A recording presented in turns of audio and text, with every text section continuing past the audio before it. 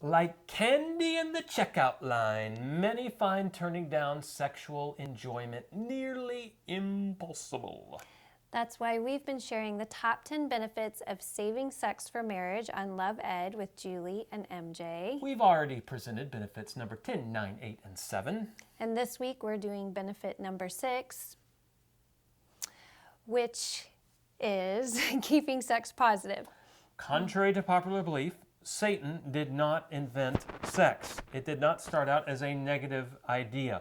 In fact, it was God who placed Adam and Eve in the garden, naked, I might add, and said, be fruitful and multiply, which, seeing as sexual relations is a way in which that goal is accomplished, that was God saying, knock yourself out, have a ton of sex.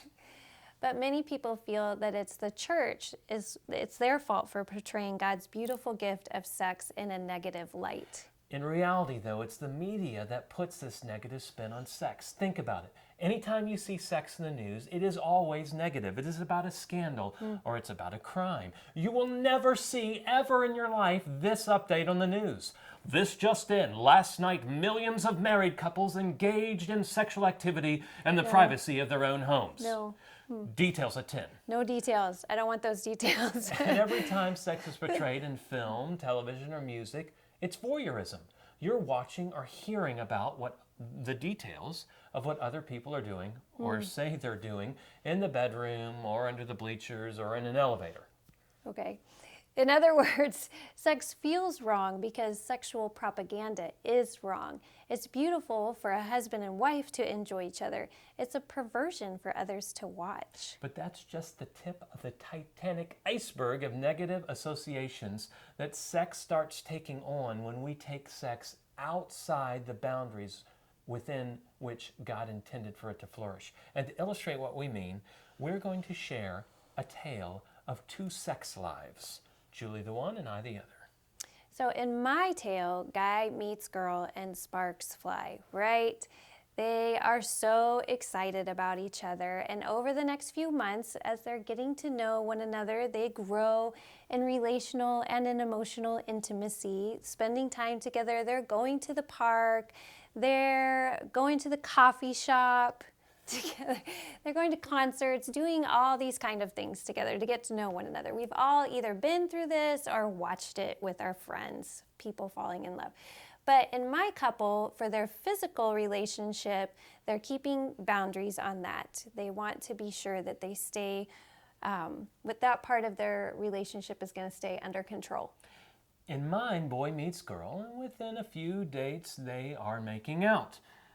Just like they've seen on television and movies, and just like they've seen, it's every bit as exciting as they thought. But also like Julie's couple, my pair believes sex should be reserved for marriage. But they're not having sex, right? They're just making out.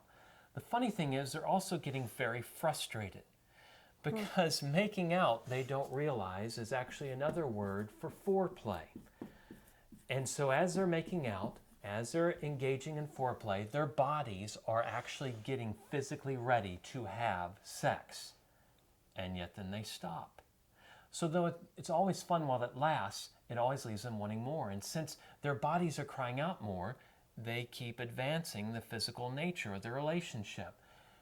And every time they go a little farther, it's more exciting than the last time. But what they don't realize is now part of their excitement from their sexual experience comes not from the sexual activity itself, it also comes from all the thrill of their mind and hearts telling them, ooh, what we're doing is forbidden.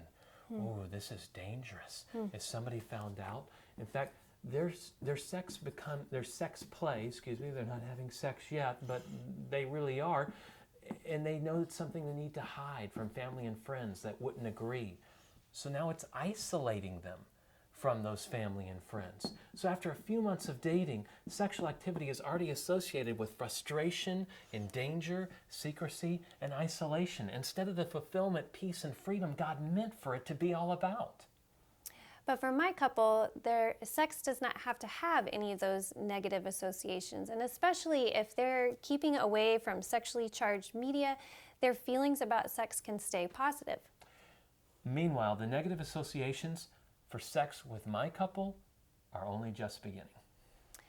And we're going to talk more about the tale of two sex lives next week on Love Ed with Julie and MJ.